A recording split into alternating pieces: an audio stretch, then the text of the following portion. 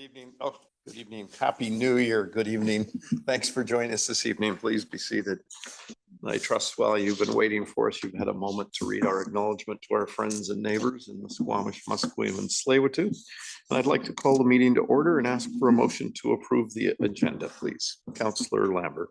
Thank you, Mayor Sager. Recommend that January 12th, 2026 regular council meeting agenda be approved as circulated. Thank you. Mayor Sager, I apologize. Was there intention to withdraw an item from the agenda tonight? Yes, sorry, item number 5 at the request of pickleballers in our community, some of whom I recognize here tonight because they always look so healthy. That has been withdrawn as we review design layout concepts. But what I can say is it looks like there will be a recommendation coming forward at some point in time to actually construct pickleball courts in the western part of the community. So with that, moved by Councillor Lambert, seconded by Councillor Snyder. Question, all in favor? Contrary, carried. And so, if I may, I'm very pleased to announce on behalf of council, as you may know by way of background, in 1993, and I remember these days so well, the council of the day, which I had the pleasure of serving on as mayor, created a youth hub in Ambleside Park. It was on Pound Road. We converted what was back then a rod and gun club, and that facility was very popular and successful until it burnt down in 2000. I think it was 2018. And since that time, the municipality has been renting a space from Park Royal as an interim space for the youth. So, but I am pleased to announce that our council has unanimously approved the development of a permanent youth hub back in Ambleside Park and back on Pound Road. The permanent youth hub will provide a welcoming, safe, and inclusive space for young people to access programs, supports, and opportunities to connect. The commitment demonstrates that the District of West Vancouver values the diversity and needs of youth in our community and ensures that programs and services for youth are available now and into the future. And I should also say that the new facility we anticipate will be useful for special events for the soccer clubs and the other people that are using Ambleside. And it is an economically wise decision, certainly given what we've been paying in rent. We will be able to create a facility, own it for less. So very proud of that announcement. And now we have a presentation from a wonderful group of people who volunteer their time and effort in our community, Enhance West Van. And thanks for kicking off the new year. Happy to do that. You are the main item tonight. Wow. Well, I'll just take all the time in the world, tell you about my holidays, my New Year's resolutions. So good evening, Mayor and Council, and thank you for having us this evening. We're here tonight to share Enhance West Van's highlights from 2025 and our priorities for 2026. And I'm joined by our board chair, Joanne McKenna, who's going to take us through our presentation this evening. Thank you. Joanne, Great. Good evening, everyone. And thank you for inviting us here or having us here, and Happy New Year. I just want to acknowledge we do have a number of board directors in the audience. I just wonder if you could give a little wave. There we are. Thank you for coming. I would also like to acknowledge Councillor Schneider, who is our council liaison at the board and has been a huge support for the work of Enhance West Van. And we look forward to continuing our work with you in 2026. Thank you. Hold on, I just need a little bit of technical help.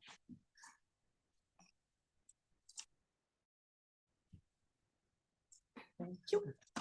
Thanks, Theo. Thank you. All right.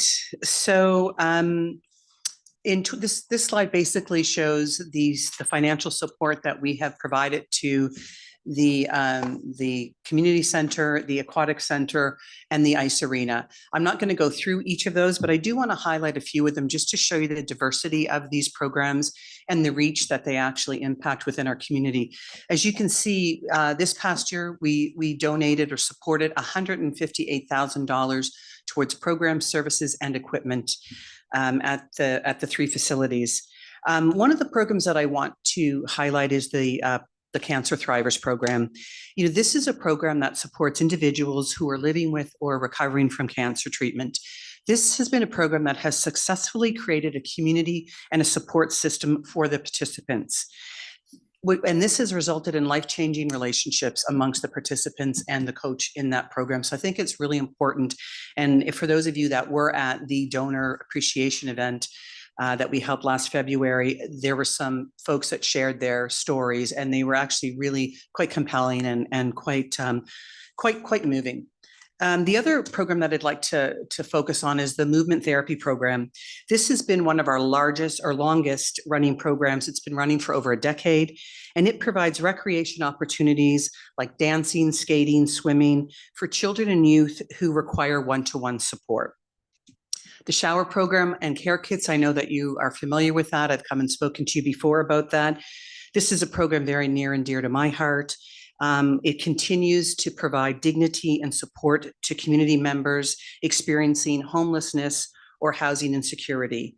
It gives them a safe place to shower and, more importantly, to connect with staff who can link them to additional resources across the North Shore. And it's growing, which is not good news, but it is growing. And finally, I wanted to talk about our Welcoming and Inclusive Communities program. Again, this is a one-of-a-kind program across the North Shore. It offers outreach programs and resources to help new community members build connections and feel at home in West Vancouver. It is an incredibly popular program, and it really, it really demonstrates who West Vancouverites are and what West Vancouver is all about. Next slide. This slide just shows our cumulative contributions since the inception of the Enhance West Van in 2009. You can see that the total amount there that we have contributed is more than $1.6 million. And again, that goes to programs, services, and equipment at the community center, the aquatic center, and the ice arena. These contributions represent significant added value for families and individuals using our facilities. All of these are achieved without additional tax burden to the community, which I think is a very important takeaway. The goal behind every one of these investments is simple: to build community, bring people together, and enhance the quality of life of West Vancouverites.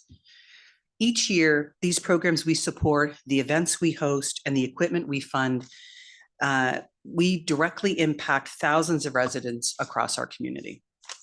Next slide, please. So the highlights for this past year are our largest and probably most popular is Pumpkin Fest. So again, I'm going to cover a few of these, but not all of them. So Pumpkin Fest, it drew more than 5,000 attendees. We raised $33,000. We had over 130 volunteers from across the community that supported the event.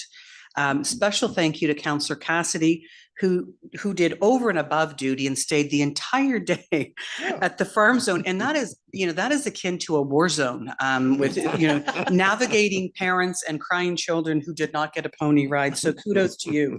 You're definitely going to be coming next year. I also want to focus on the forums for dialogue and learning. We hold 2 of these events a year, and they're free for the community, and they're really designed to bring people together to connect, learn, and engage on topical issues. The 2 forums that we presented this past year were on wildfire preparedness, which we featured our own West Van Fire Chief, Gord Howard, and the second one was navigating a strained healthcare system. These were both extremely well attended and provided the community with valuable information and resources, and they continue to be popular. We also seek input from the community who attends those events for future topics or what we can do better. So we're constantly looking at how we can involve and improve this. I also want to give a shout out to Mayor Sager's initiative, which is the Concert for Community that was held in February. This event was Enhance West Van was the beneficiary of. We were very grateful for that. And we were able to raise $6,000 through that for the shower program. So that was amazing. Another major highlight was the Skate Forward Advocacy Initiative. After years of conversation, research, and community engagement around the emerging vision, the need for a multi-sheet ice complex became a key focus this past year. We are thrilled to see that advocacy move forward with the support of Council, making an exciting step towards the future of recreation in our community. In March, we hosted the biennial donor appreciation reception. I referenced this earlier. It's always one of our most meaningful events. It's an opportunity to thank our incredible sponsors, supporters, and to share real stories from the participants of how Enhanced West Van funding is transforming their lives through the programs and services we support. Many of you were there at that event, and I just want to thank you again for showing your support and attending that. Last spring, we got busy internally and we embarked upon a strategic planning process in collaboration with Singa leadership. This was a rigorous and thoughtful exercise that reaffirmed our direction and helped set a strong foundation for the next year ahead. Finally, in December, we closed the year off by lighting up the Great Hall in West Vancouver in front of the community center by restringing the Christmas lights on the 2 big Christmas trees. I'm sure you noticed those. And finally, we hosted the annual pancake breakfast, not breakfast, with Santa. This is a family-friendly pancake breakfast, and it also includes a visit from Santa. Next, please. Going forward, as we look forward to 2026, our priorities continue to focus on growth, impact, and strengthening the role that Enhanced West Van plays in the community. Each of these areas that I'm going to talk about builds on the momentum we've created over the past few years. In terms of fundraising, we want more people across the community to know who we are and to know who Enhanced West Van is, the value we bring, how we can become more visible, deepening our reputation, and ensuring residents understand when they see programs and initiatives thriving at the community center, aquatic center, or ice arena, that Enhanced West Van is behind those. So creating our brand awareness and growing that more strongly is one of our key priorities. We also want to continue to strengthen our donor sponsorship relationships, explore new funding opportunities, and of course, continue to ensure long-term financial stability for our programs. We'll explore opportunities to broaden the scope of our work, ensuring that more areas of the community can benefit from the programs, advocacy, and partnerships that Enhanced West Van supports. We'll continue to build relationships with community organizations, local businesses, and service partners to amplify our collective impact. We're stronger when we're together. We all know that. Enhanced West Van plays a vital role in championing equitable access to community services, advocating for strong facilities, and ensuring community voices are heard. This is especially important as we look ahead to future infrastructure planning and funding priorities within the district.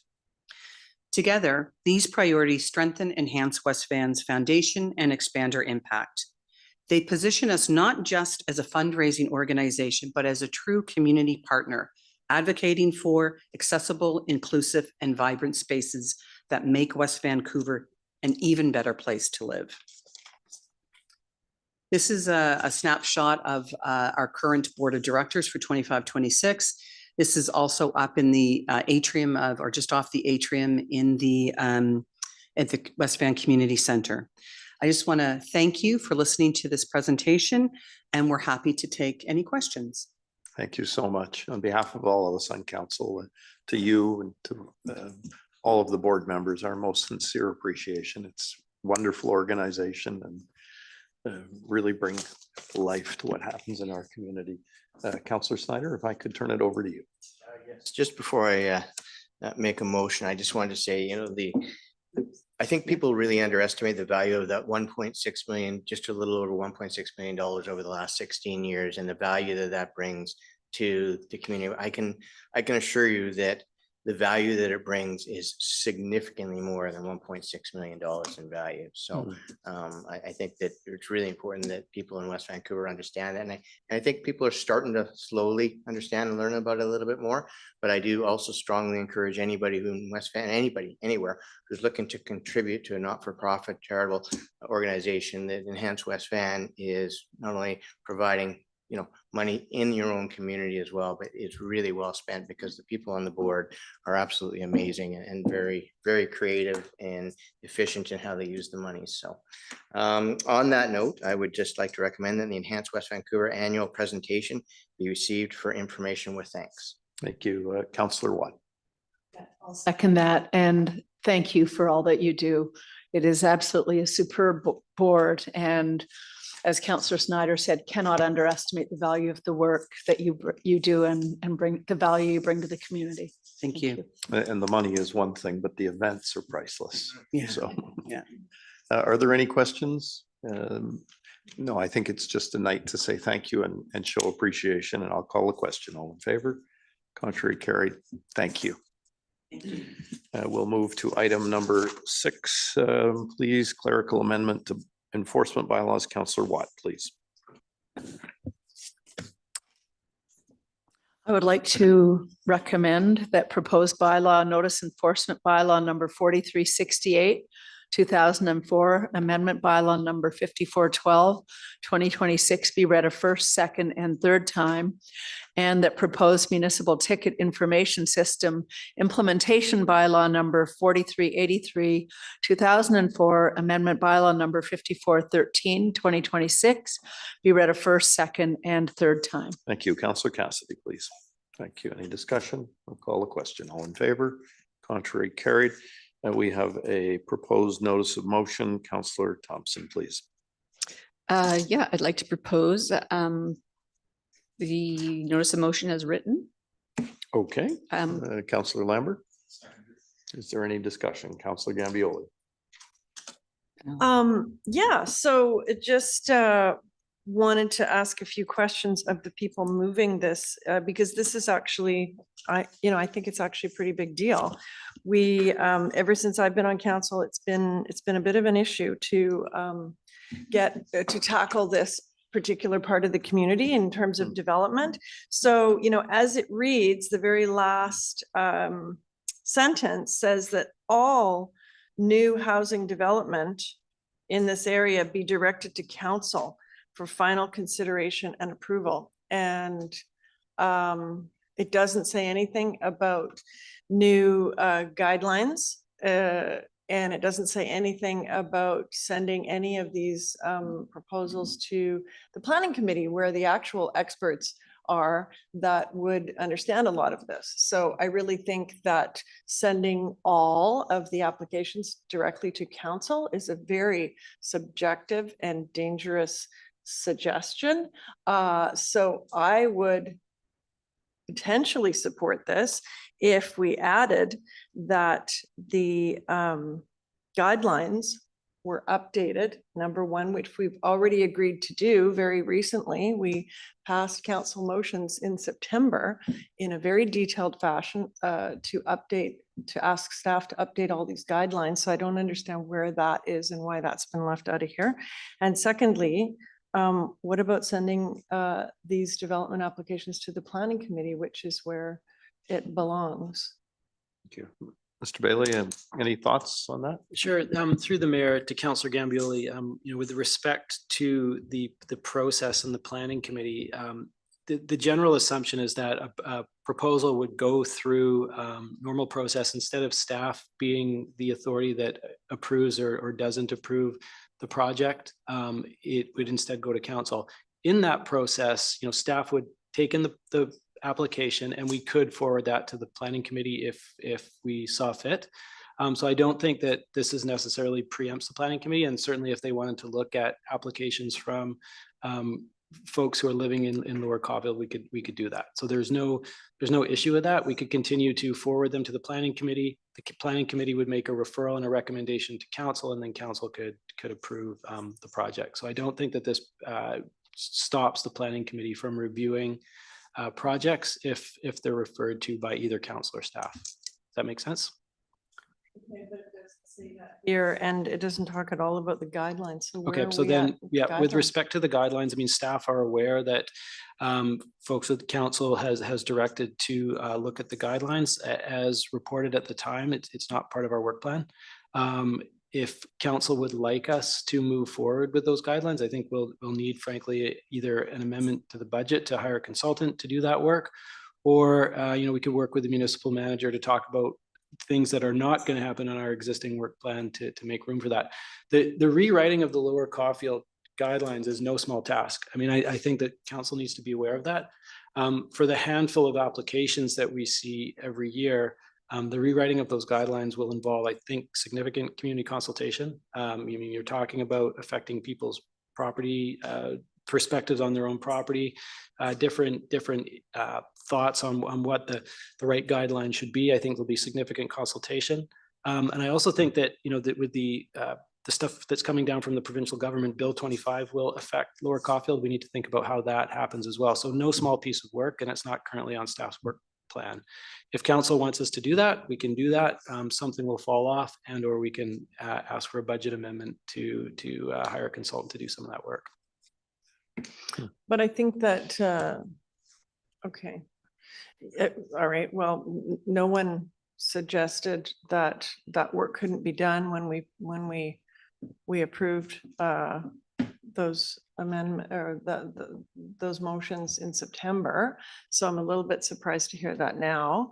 And secondly, you know, to not update the guidelines and then to ask council to make the decision for every one of these applications, I think is really, you know, we clearly already all agree unanimously that the guidelines aren't good enough. And then on the other hand, we're saying, well, the guidelines aren't good enough, so just send it straight to council. We don't know what we're doing because the guidelines aren't good enough, but send it to us anyway. Doesn't that leaves just open a real mess in terms of subjectivity and for each homeowner not knowing what they're going to get when they come to us? Councillor Thompson, any thoughts? Yeah, As the yeah. mover of this? As a move, yeah, there's, you know, perhaps there's things that aren't clear through this motion. Like you say, we've assumed that staff are working on the amendment to the guidelines. You know, so first of all, I want to say this is a big deal. It really is. And 25 years ago, not only the community, staff spent a ton of time putting these together. And they were kind of born out of the marrying of the intent of Captain Caulfield and all he desired for the neighborhood, as well as our own personal building guidelines. And so some guidelines were developed, but as time goes on, staff changes, neighborhoods change. I believe that the intent of the original guidelines have faded. And so we brought it to the planning committee, and two of which were on the original group putting together the guidelines. And they all agreed that by today's standards, with so many changes in policy, they needed to be clarified. So that's why we're bringing it forward. As far as, is it a gong show just to say every house goes through? That's not. We still have the guidelines that we've been working with, and we still have the process that staff will review and make recommendations. And I believe staff will have the discretionary power, whether it needs that second hand of going through the planning committee. It's particularly complicated, like we did last time in a recent application. And then ultimately it will line up with council with public input, because it needs, at this point, an extra layer of scrutiny and consideration, an open dialogue. And until the guidelines can be redeveloped to satisfy that they carry the intent of Captain Caulfield, I think it's a really important step to do this, because I think every time a house comes up, the people who are familiar with the guidelines and well versed on them will show up and re-educate council on where these all came from and why. It doesn't concern me. Actually, what concerns me is that we continue to dilute the guidelines and the process to a point where it's really no longer effective. Sorry, okay, I'll go to Councillor Watt, and I have a question on that. Councillor Watt. Yeah, I just want to say I fully and wholeheartedly support this motion. And I just feel that it's really vital that we protect neighborhood character. And we are living in an era now where there's a brushstroke being painted across this province. And I don't believe, and I've certainly spoken openly about that, I don't believe that we should be selling our souls. I'm not finding the right language on that, but it's just imperative that we hang on to our culture and our heritage and don't be beholden to a developer or builder who may come in with an entirely different idea. When it's gone, it's gone. Thank you. Councillor Cassidy, please. Well, I will be supporting this motion. When I ran for election on both occasions, I ran on neighborhood character. I think neighborhood character is extremely important. And I think that when an applicant comes forward who wishes to build in this neighborhood, they have to be aware that they're to be architecturally sensitive to the character of the neighborhood. We previously had an application where the individual went through a very onerous process, I'm sure, to endeavor to build a building that was totally out of character for the neighborhood and had the neighborhood completely opposed. And I would like whatever applicant is coming forward again, not to have to go through the same process, to be aware that architecturally this is a sensitive neighborhood and they must meet the character expectations of the neighborhood. That's not too much to ask. It saves some time and it saves some money. Thank you. Thank you. Mr. Bailey, can you just help me? If somebody comes in with a application, I mean, there are very few new homes in this area. They come in and they're going to tear down an existing home. Are the existing guidelines what you would direct them to? Yeah, through the mayor, that's what we would direct them to. The challenge, of course, is on sort of the architectural look and feel and character. And in staff's view, they're relatively sparse. And I think that there's a relative lack of sort of prescription about what the character should be. And I also think that there's a significant diversity of opinion about what the relative character should or is. I mean, you see a real diversity of types of housing down there. You have some very contemporary homes, like the home, say, for example, built by Mr. Hollingsworth is very contemporary, very modern. And then you have very Tudor sort of 1912, like of the church type of character. So there's really no architectural character per se. The character guidelines that went through the process a long time ago more resulted in a character of landscaping, of the streets, of the kind of the winding mews and that sort of thing. And that's where the community landed when the guidelines were implemented, back 30 years ago. So when I was mayor back then, and we set up the whole. So that's the challenge. So we had a very long conversation. I mean, this was a 2-hour discussion at the planning committee.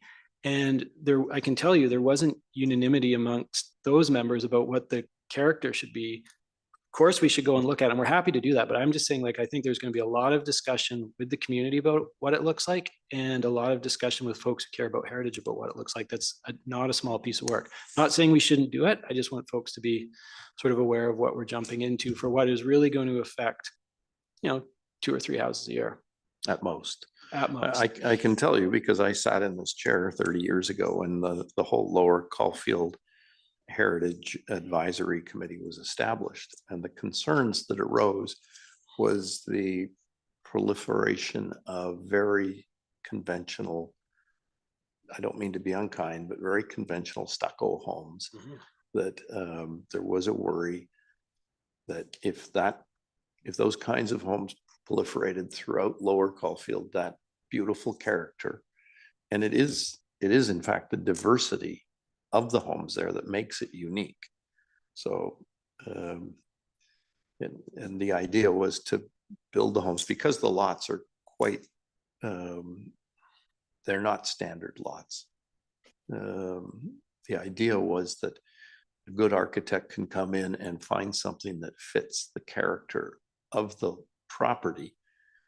And so it was to ensure some beauty and diversity in architectural style, but also to allow a little bit of flexibility so that the home could be sited more sensitively than a strict interpretation of a bylaw that might work just fine in Ambleside or any other area in West Van.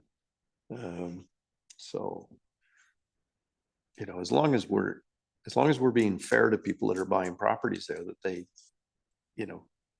will see this as an advantage, not a disadvantage. Councillor Thompson. Thank you. My understanding 25 years ago is that the design quality lent to this policy was to allow for these English cottage style homes that were built in the day. but also introduced in the introduction of what West Van's well known for as the West Coast modern era. And that's, I think, where a lot of interpretation comes in, and you can see that it's eroded through the community. And the thing that we need to be clear about, and what is the trickiest part of the whole policy, is the way that Captain Caulfield designed each and every property is so that each home would be situated in its optimal place to preserve views and privacy and be neighborly. And because of that, it was encouraged that they wouldn't follow your classic building setbacks and guidelines, that there would be variances given. So there is a great level of subjectivity, but I think with subjectivity, the more voices you can put into it, the more public we can make it, the better result we'll have in preserving the community. And I you know, all our neighborhoods are so charming. And the moment I drive into West Vancouver, I think this is a garden community. You drive through the streets and you see everyone's beautiful gardens and the prides they take. And ironically, I think the landscaping part of the community has really been even less a priority for people building, or less enforced. So I just think it's time to step back and revisit these and do what we can to keep addressing this till we get back. You know, maybe a working group is a way to go, if we to take some pressure off of staff. I don't know, but we can talk about it as a council and come up with a way to move forward with this in a timely way. Thank you, Councillor Gambioli. But this is the moment to discuss it as a council. So I'd just like to get this clear. How is this affected by all the new legislation that's coming down from the province? Because every single family lot is now going to be required to be able to build 4 units. So what does that mean? Does that mean that, you know, potentially each one of these lots, if it's up for development, will be the only ones that will come back in front of council and then subsequently be turned down? And so then they will be the only ones that are not falling effectively under this legislation? That's a bonus.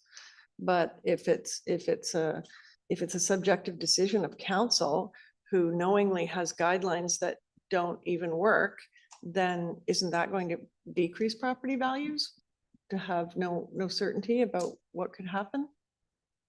So, I mean, through the mayor, our understanding is that Bill 25 will apply to Lower Caulfield. So, you know, if folks choose to look at 4 units on their site, they could do that. And then they would need to contemplate that in the context of either the guidelines we have now or new guidelines that come forward. And either staff or council would make a decision as to whether or not you met those guidelines.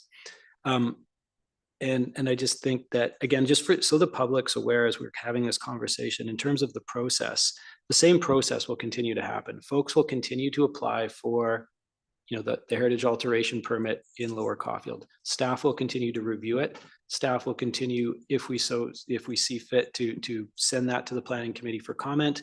We will come to council with a recommendation, and at the end of the day, you folks are the arbiters of the decision as to whether or not you approve the permit. It's basically just taking that decision away from the director of planning and putting it in the hands of council. And I think the intent of that is just reflecting that, you know, you want to make sure that you're hearing from the community, like upfront, giving people that opportunity, and that's fine. In terms of the guidelines, we're happy to work on the guidelines, but and we made this really clear at the planning committee, and I don't think that necessarily translated to council when the motion from the planning committee to do this came to council, but we were really, really clear that we don't have the kind of the bandwidth to do this as a work program item right now. If council wants us to do that, we can do that, and we're happy to move forward on that. I don't think it's a significant consulting piece of work, but it will involve consultation. I think there will be questions in the community about, you know, what the right answer is, and I think it's just a large piece of work. But that's a different decision from whether or not council approves projects. Council, this motion, staff have really no concern with this. It's fine if council wants to approve heritage alterations permits, fine. If we want to move forward with new guidelines, we can do that within the context of our existing budgets, and I can sit down with the municipal manager and figure out how that happens. Okay. Any further discussion? Well, these things can always be amended if it turns out to be too burdensome. I'm going to call a question. All in favor? Contrary? The motion is carried. We have no new business, no bylaws tonight. It's a very short meeting. Consent agenda items, please, Councillor Cassidy.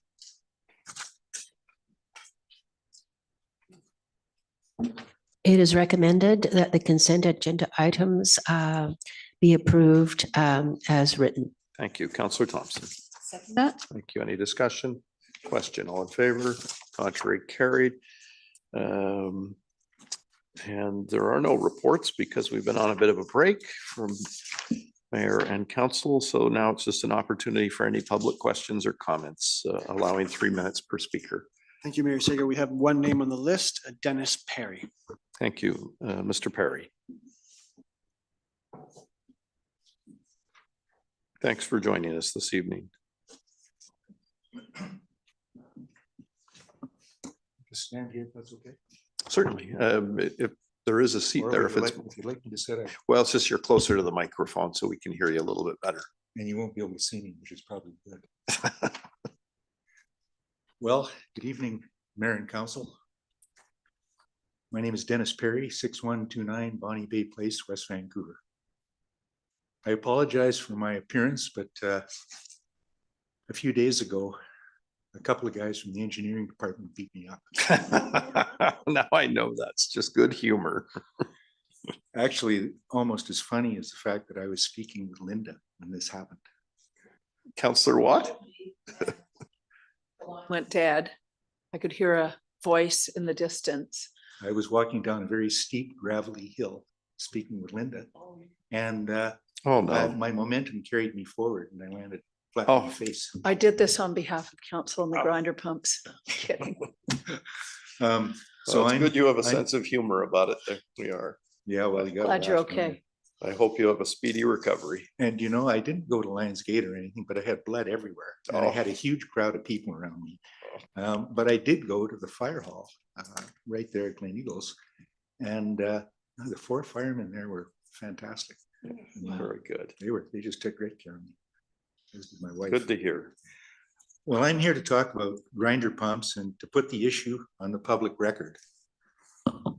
Specifically, the October 2023 bylaw, which transferred to the homeowner ownership and complete responsibility for the 150 West Vancouver owned grinder pumps on private property. This was done with no transparency, no notice, and no discussion. 9 months later, in July 24, West Van sent a letter to the 150 of us informing us of this new bylaw. No one knew, and I can tell you, we were all shocked. When your grinder pump doesn't work, you have no toilets, you don't have sinks, so you have to move out of your house. No one except West Vancouver has ever serviced these pumps since they were installed going back to the 1970s. No one else will service them. The issue is that West Van broke all the relevant bylaws of the community charter when it implemented the 2023 bylaw. That bylaw is invalid. This also means that West Vancouver still owns these 150 grinder pumps because the charter clearly states that this equipment cannot be transferred to the taxpayer without electoral assent, which is our sign off. We never wanted to litigate with West Vancouver. We wanted agreement. However, the situation's into its 3rd year and still hasn't been resolved. So we, the West Van owned grinder pump people, have hired Lawson Lundell to represent us, and they have given us a solid opinion letter that declares the 2023 bylaw invalid. It seems you've given us really no choice but to deliver this opinion letter to your lawyers. The proof of West Van's ownership of these pumps is in the many documents in West Vancouver's files.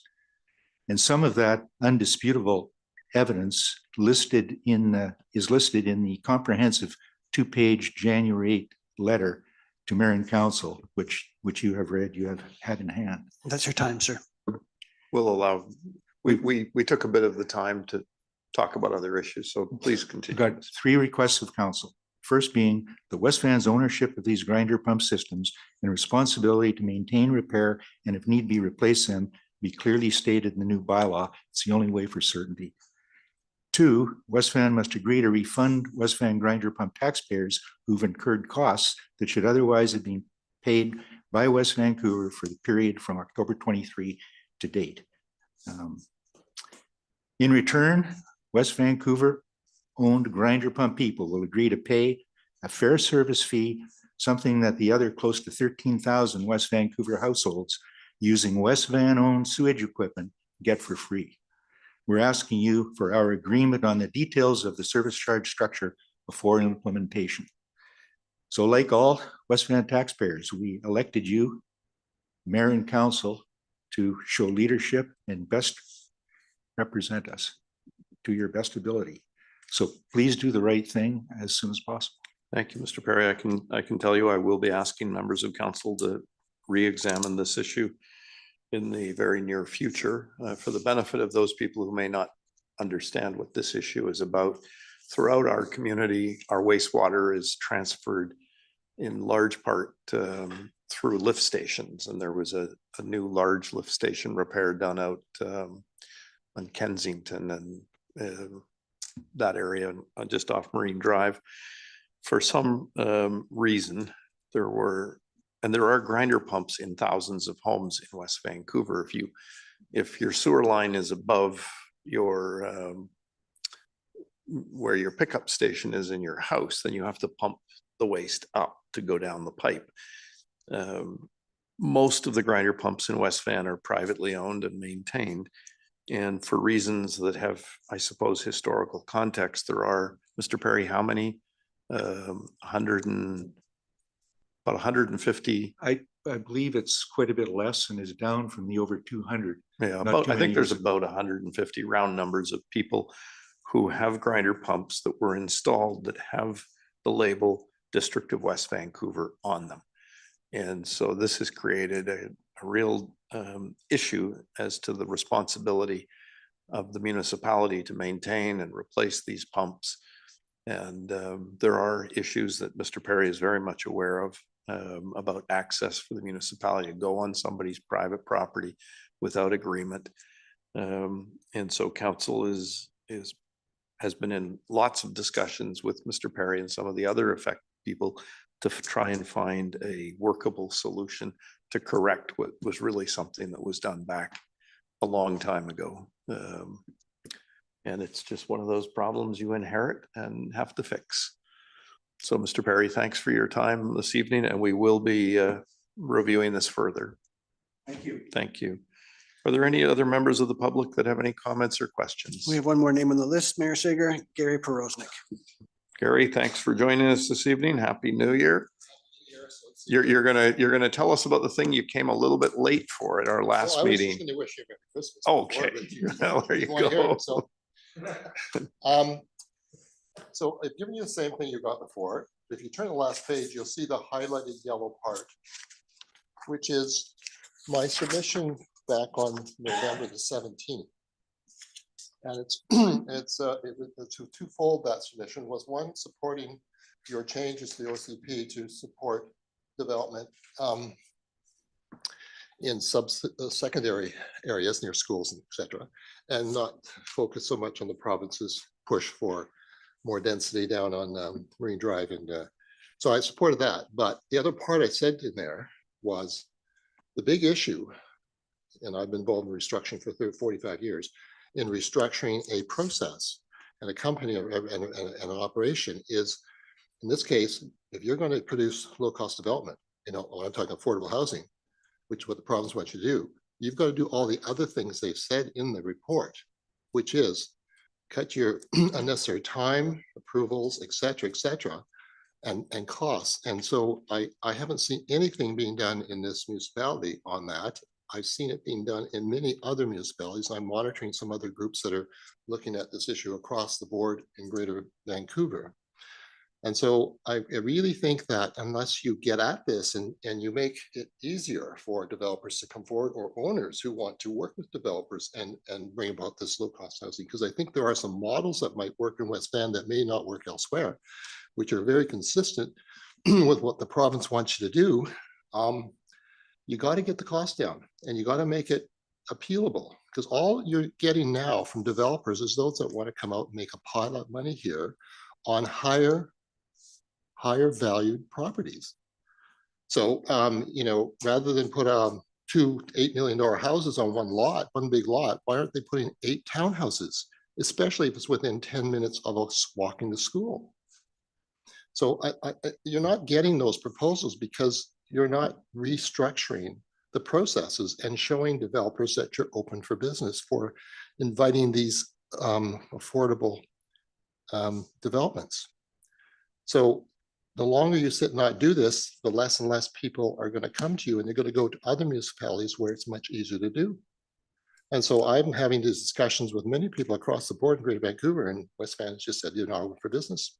So I really encourage Mayor and Council to show real tangible efforts that you are taking into account those recommendations in the advisor's report, which I don't think any developer or a builder would disagree with, to show what you're going to do.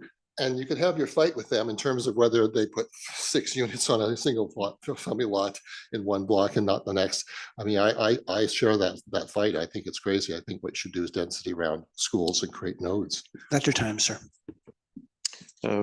Gary, thanks very much for your thoughts. I do want you to know that members of council are very interested in your recommendations, and we are looking at ways. I mean, obviously right now in the current market, particularly given what's happened in Dunderav with a very significant development not proceeding, there is a real concern. And the minister can wave a wand and say we should do this and that, but if already approved developments don't proceed, it's really a reflection of a difficult time in the market. So can I give you one? So those developments down there, I think, what were there, $2.5 million price tags on those? They're too expensive. Exactly. Yeah.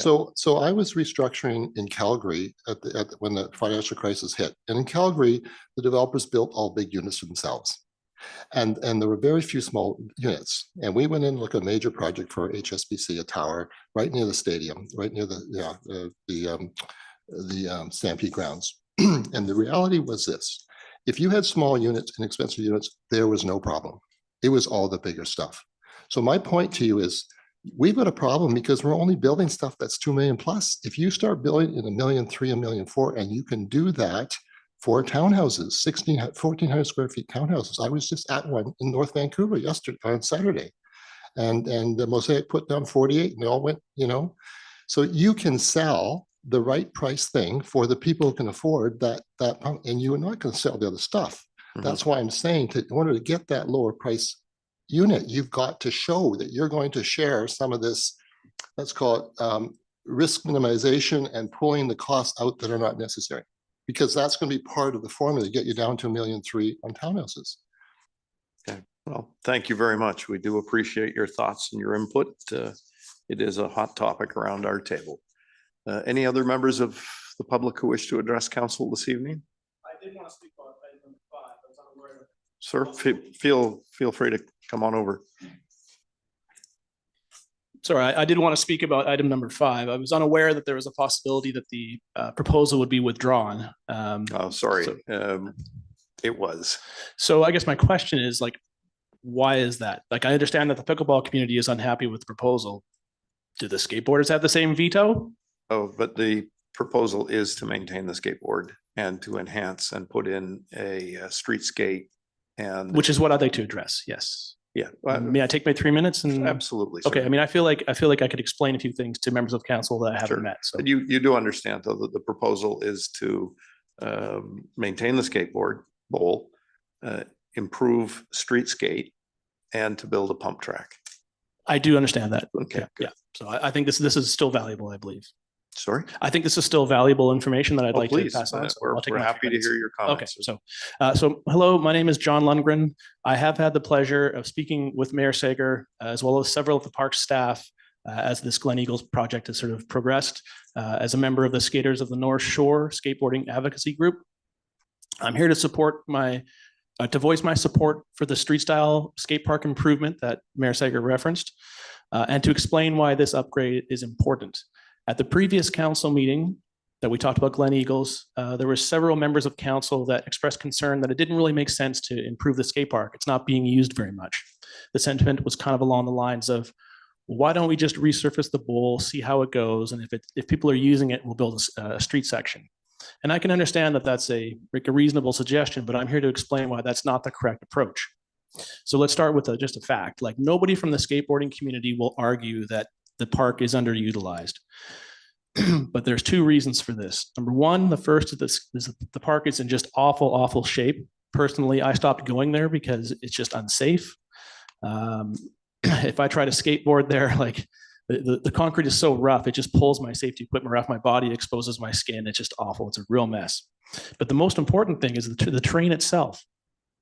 There's essentially two categories of skate park design. You have a transition style, which is what currently exists, where it looks kind of like an empty skateboard or an empty pool or a reservoir or something. Then you have something called street skating. And if you were to go out and poll a huge number of skaters, something like 90% of those skaters would say their preference is for a street style park. So I understand, when council builds something for public, they want people to use it.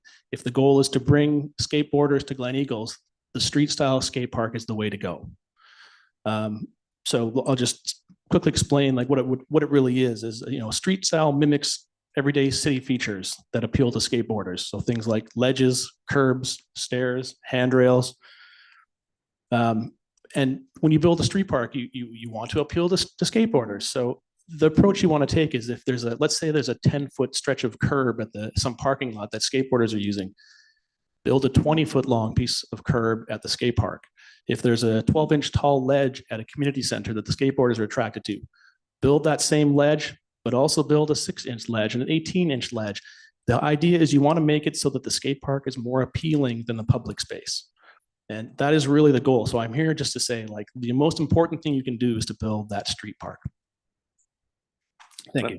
We very much appreciate your input, and I think all of the presentations that were made last fall were very successful in ensuring that the skate bowl will be maintained and improved, and that street skate will form part of the new plan. So, and you might be interested to note that the people sitting over here, the pickleball people, actually want to see if they can do a fundraising event to put a cover over the area, which I think you'd also like. So make friends with these guys. Oh, no, we don't. It's okay. All right, we're going to wind it up pretty soon here. I get 3 minutes, right? Yes, everyone gets 3 minutes. Okay, I'd like to make it very clear. There's a lot of rumors out there that just don't make sense to me. And that is that we want more than 3 pickleball courts. That's not correct. We're working with parks at the moment on the layout and trying to fit 3 pickleball courts in a way that we can use the courts effectively on a rotational play, the way we play. We are not taking any more space from the street style skateboarding. It's just a matter of juggling things around. Now, they may not like the way that things are done, but as a resident and taxpayer of West Vancouver, I challenge the other people that want to use that facility, for the residents of West Vancouver and taxpayers of West Vancouver. Then, yeah, we'll have a sit down talk. The skateboard and bowl right now is unsafe. I wouldn't let anybody use that, a child, etc. So all we're doing right now is asking for 3 courts. We're not touching the bowl, and we are we're having and trying to work to have an effective street style skate zone. So thank you. And just because Mr. Pilak forgot to introduce himself, may I introduce you? Thank you. Mayor Sager has done a great job in supporting pickleball, and I really appreciate council with their help and putting up with us, making a presentation. We're going to find a great solution here. I feel we're on the verge of it. And okay. So I would like to thank you for your input. And is there anyone else who wishes to address council this evening? Hearing none, could I have a motion, Councillor Gambioli, to adjourn? Recommend that this January 12th, 2026 regular council meeting be adjourned. Thank you, Counselor Watt. Yeah. Question all in favor, contrary carried. Thanks for joining us this evening. Have a great rest of the evening.